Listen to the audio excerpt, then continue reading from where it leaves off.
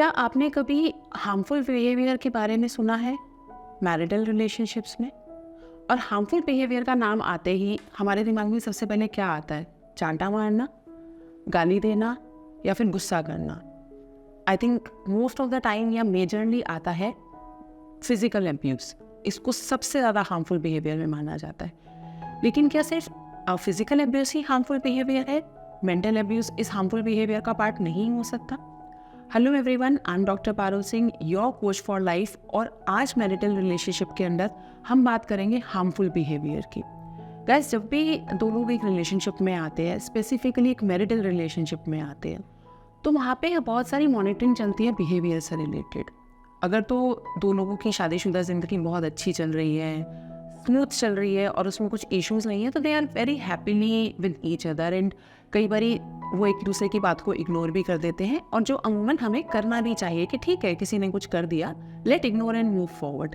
लेकिन अगर one of the spouse एक दूसरे स्पाउस को पंचिंग बैग समझ ले कि जितनी बार भी घर में कुछ हो रहा है तो घर में तो हम और किसी को कुछ कह नहीं सकते, तो चलो हस्बैंड के ऊपर सारा इमोशनल वॉमिट कर देते हैं। जितनी बार भी घर में कुछ हो रहा है, किसी और को हम कुछ कह नहीं सकते, मम्मी पापा को समझा नहीं सकते, तो चलो वाइफ को ही जाके उल्टा सीधा बोल लेते हैं।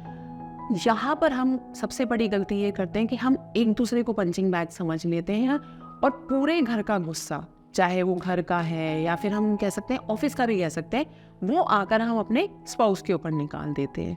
और ये समझते हैं कि इसके बाद ये एक्सपेक्ट करते हैं कि इसके बाद वो हमारे से गुस्सा भी ना हो, वो हमसे नाराज़ भी ना हो और वो नॉर्मल बिहेव करे। तो guys, this is the very big aspect जहाँ पे हम हार्मफुल बिहेवियर की बात करते हैं। क्यों? क्योंकि यहाँ पर हम सामने वाले को इतना बेलिटल कर देते हैं, हम सामने वाले को इतना नीचे गिरा देते हैं कि this is something that you are dustbin. क्योंकि अगर हम किसी के ऊपर भी कुछ इमोशनल वॉमिट कर रहे हैं तो कहाँ कूड़ा निकालते हैं? हम डस्टबिन में ही निकालते हैं ना।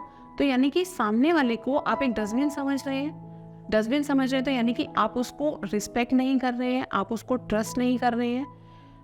कभी कभी कुछ होता है, समझ में आता है, लेकिन अगर वो एक वे ऑफ बीइंग में आ गया है, आप उसको एक जनरल वे में लेकर आ रहे हैं, आप उसको रोज़ कर रहे हैं और आप अपने स्पाउस का बार बार टोकने के बाद भी उस चीज़ को करेक्ट नहीं कर रहे हैं, तो that means you are taking your marital relationship on a devastating state, on a state जहाँ पे वो डूब रहा है।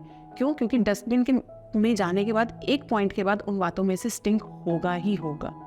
अगर आप कूड़ा डेली खाली नहीं करते तो उसमें से स्टिंकिंग स्मेल आती है। सेम वे अगर आप अपना हार्मफुल बिहेवियर कंटिन्यूड रखते हैं, आप उसमें कोई करेक्शन नहीं करते हैं, आप उसको रोज़ उसी तरीके से बिहेव कर रहे हैं, तो कहीं ना कहीं एक पॉइंट पे आके आपका स्पाउस इरिटेट हो ही जाएगा। और उस इरिटेशन के अंदर फिर सामने वाला वो सारी बातें बोलेगा जहाँ पे वो उन्हें नहीं भी बोलनी चाहिए। और फिर आपका कॉन्ट्ररी स्टेटमेंट क्या होगा? देखा, तुम तो ऐसे ही थे, तुम तो अपने अंदर ये यानी कि ये बातें सारे भरे बैठे थे, तुम तो अपने ऑथेंटिक नहीं थे अपनी बातों में।